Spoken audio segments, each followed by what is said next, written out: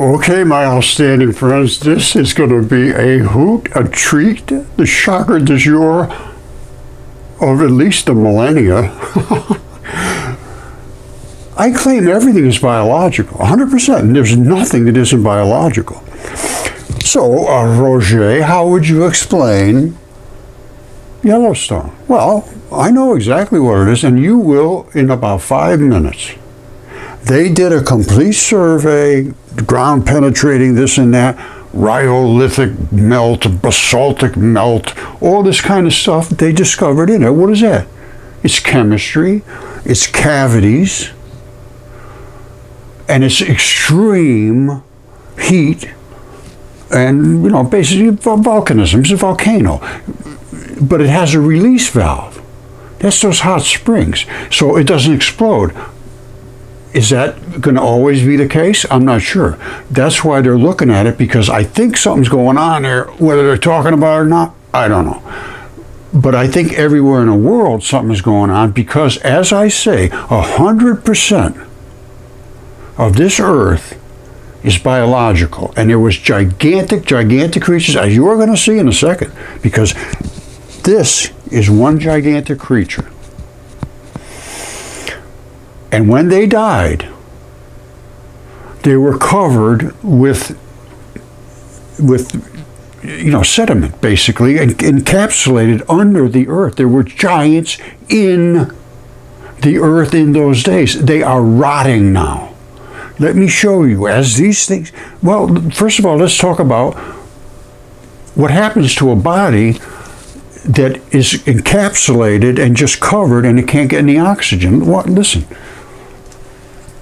All right, most people know about spontaneous combustion. You take a bunch of oily rags, which is nothing more than biology, and you cover them up so that there's virtually no oxygen getting to them. They will start to heat and heat and heat, and if it's close enough to a source of oxygen, they pop into combustion, and you got spontaneous combustion. Well, what if there's no actual oxygen available? What happens?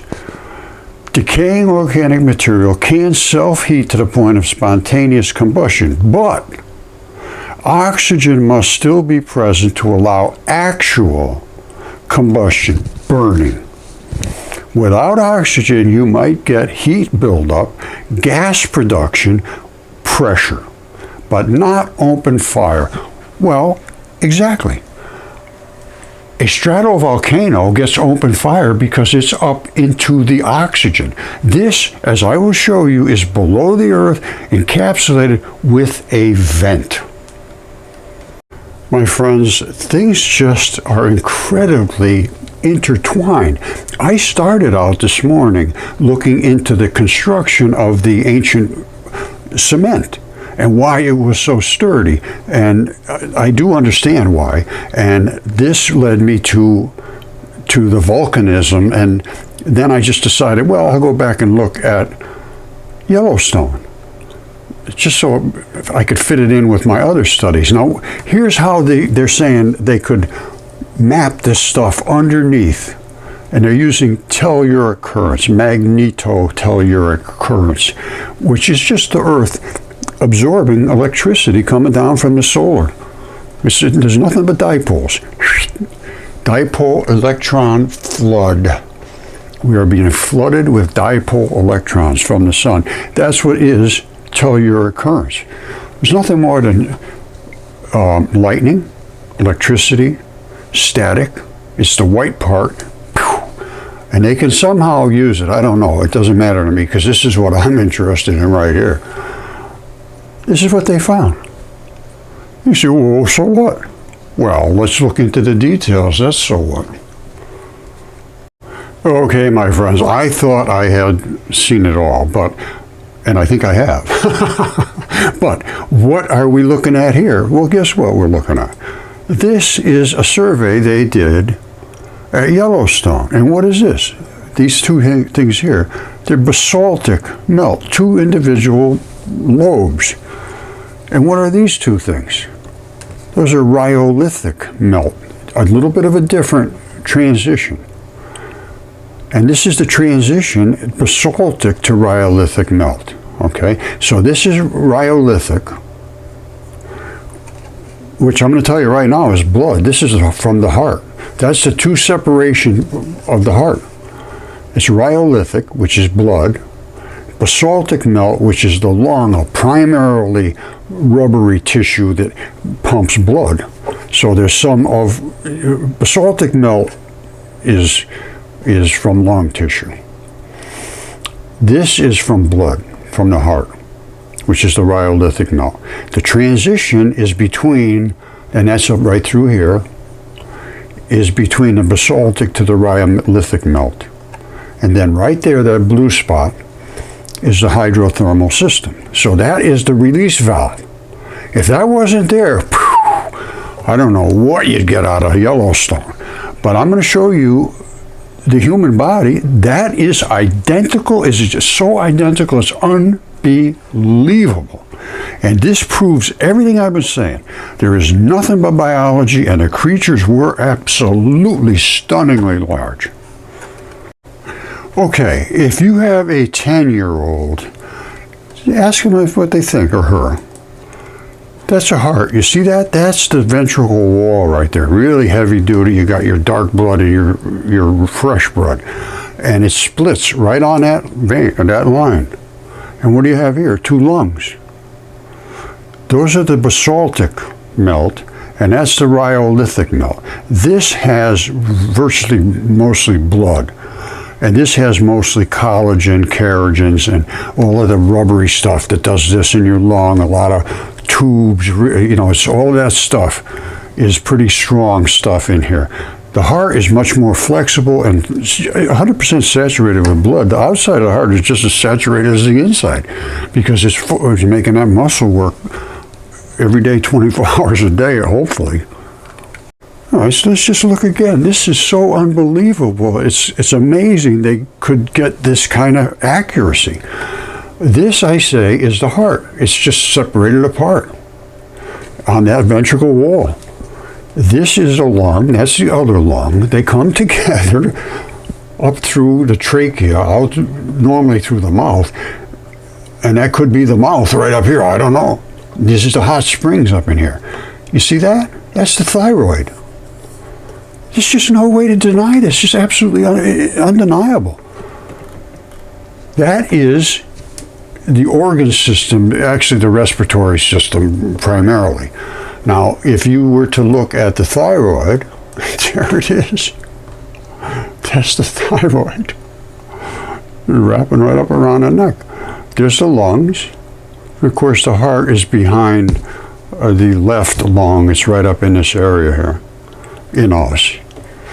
So I think that's a pretty good case that I just made, that this is the same as that attached to the thyroid.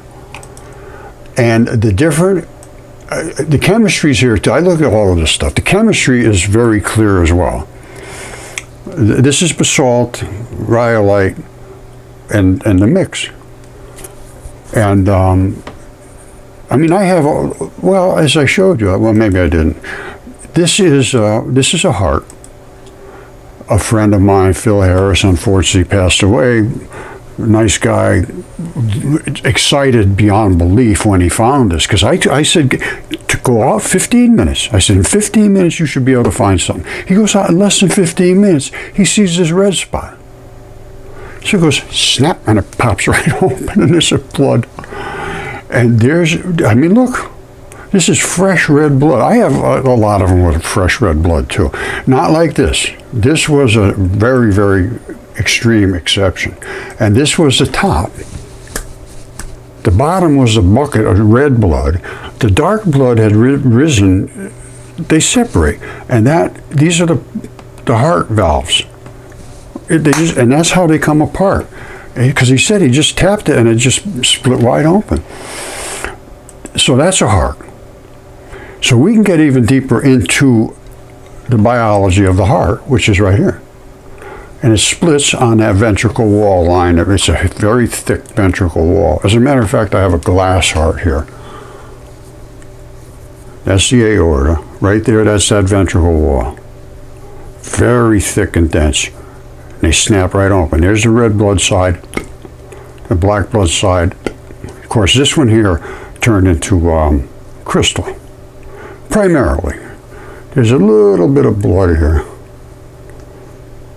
but that's the tubing. Anyway, everything is biology. Everything is biology. And it's biology on such enormous sizes that people just, even the people that claim to be the smartest people, they just won't even look. I don't want to see it. That's a lung. This is a stone. Gary Evans over there in England, he's found this. Now, here's the key. If it's in freshwater conditions, they turn into stone. They turn into stone. This is a lung. Didn't do that. And I'll show you how this ended up. This is a lung. I have lungs all over the place. I got one over here that was DNA tested, and CAT scan, and was also in the flood. Now, there's going to be freshwater areas, which is where I am. Everything I have is from fresh water. So it didn't turn into dust, which I will show you exactly how that happened. Anyway, this was DNA tested, CAT scan. It's got all the pleura, flat as a pancake from the flood. Now, let's just go into what else Gary found in here.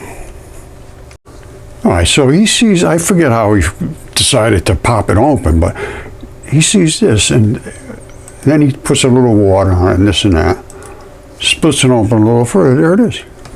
That's all the deep plumbing coming in through the side to these big cavities in the center, and then they feed off these are all little tubes, all just like those tubes. Different process, fresh water. His came out of a saltwater flat, and it was preserved. I mean, you got blood. That's this expended blood. This is fresh blood. And you can see they're pushing themselves apart. They don't like to be near each other. Originally, when you're moving this blood, it's all moving together. It's going in and out. Everything's fine. But once you die, it's called iron banding. The black and the red push each other apart. So, what does he do with it? He just lets it dry out. Okay, this is the one he found. He saw this. He decided to crack it open, and sure enough. Now, he let it dry out, and look at this. This was, I think, only 2 weeks later. It's only 2 weeks later. You see it? It's just turned into dust. That's because of the salt water. If that was in fresh water, it would have preserved and turned into stone. It's a totally different process when you're in a salty environment. All right, like I said, I got blood coming out of a lot of different rocks. That's the one I just showed you, which is the one I had CAT scan, DNA tested. And it's literally, you put water on there and just scrape it a little bit, it turns into actual blood. It rehydrates almost instantly. You see this stuff here? These blobs of blood? This is from this other lung. Right here, this lung.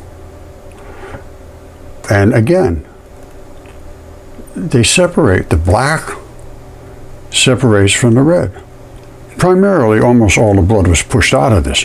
But you got a black layer, and then you got your red layer, and the red is being pushed out, and eventually it would push all of itself out. Now, I don't know, there's a lot to think about here, but that blood worked its way down and pushed all the red blood out until there was only a few little spots left of red blood. But originally, this whole bag was filled with blood, and these little round spots here, I think you can see those. Those are the alveoli, which are these. You see the black pushing the red away? They hate each other. They have a different polarity. Iron banding. Okay, so if you're going to have a heart and lungs and a thyroid and all that stuff, you're going to have a stomach. Well, where would the stomach be? Well, guess what? They know where it is. There's a deeper magma storage region, extends 20 to 50 kilometers deep, contains about 2% melt, and is about 4.5 times larger than the shallow magma body. Yikes. When you read the sizes of these things, it's just stunning. and they are growing. They're festering in there. As the Earth warms up, it's not just the global warming on the outside, the heat and hurricanes and storms and all that stuff. It's inside. The Earth is exploding. The Earth is literally exploding right now. That's why there's so much volcanism, earthquakes, all that stuff. It is pressure, just like I read to you. Just ask AI what happens when things decompose, because they are now rotting, because they are now no longer completely frozen. The same thing's happening in the Arctic regions very, very quickly. And it's because of the heating of decomposition. This is what they have to start looking at. If they want truth, they have to look at the truth and accept the truth, and at least think about the truth and not reject it and say, oh, that's not peer reviewed. We refuse to look at it. That's all I've gotten. Now here it is right here. This is from Bennington et al., that means and associates. In quotations, the progression of basaltic rhyolithic melts, which is bodily fluids, at Yellowstone caldera. It's progressing because it's under pressure. And sooner or later, these bubbling vents will get more and more bubbling. I don't know if that's happening right now or not, but it absolutely will. Or there'll be an explosion. There's only one or the other. That's it.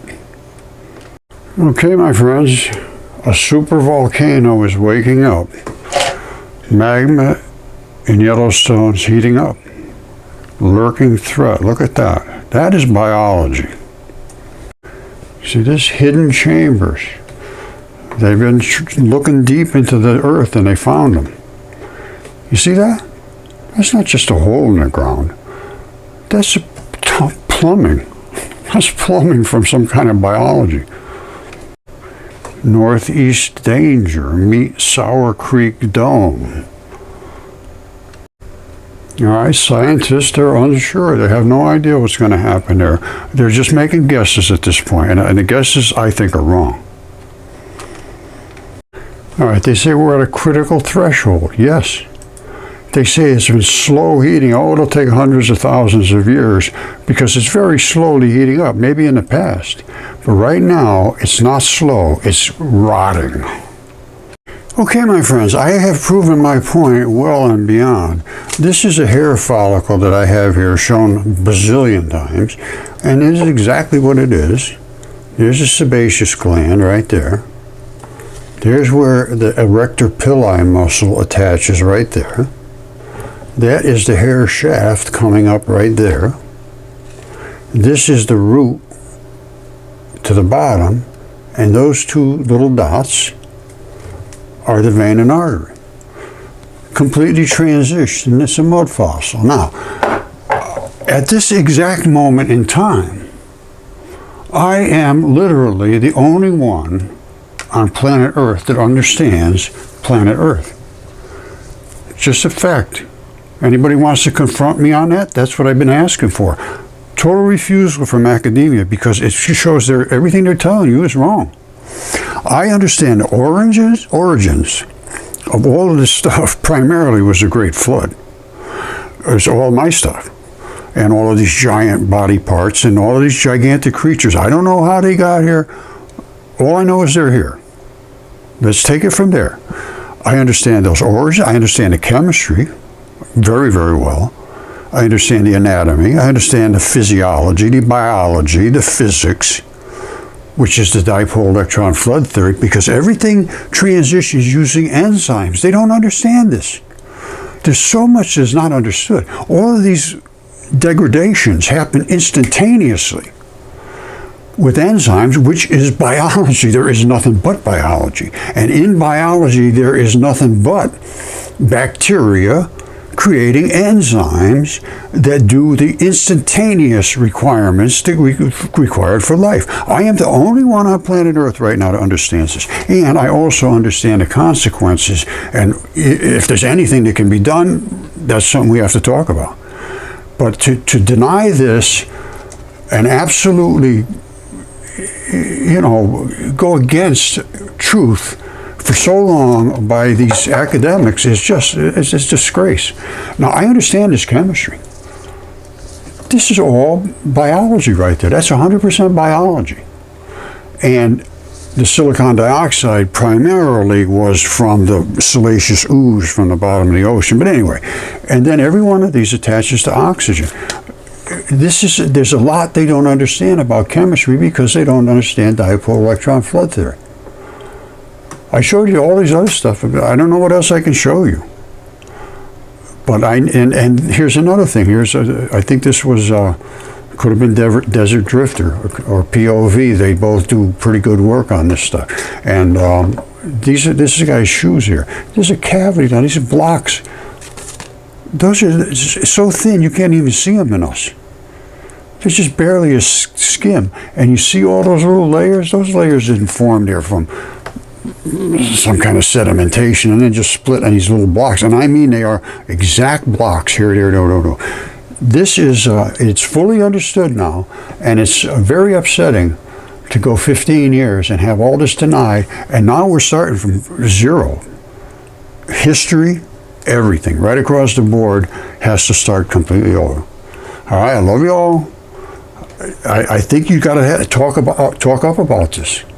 It's crazy to allow this to continue when it's right in front of our faces. Totally undeniable. Lungs, the heart split open. And the deeper magma is the stomach. And that's the trachea. That right there is the thyroid. And this, I think, is probably the mouth. That's all I can say. All right, I love you all. Thank you.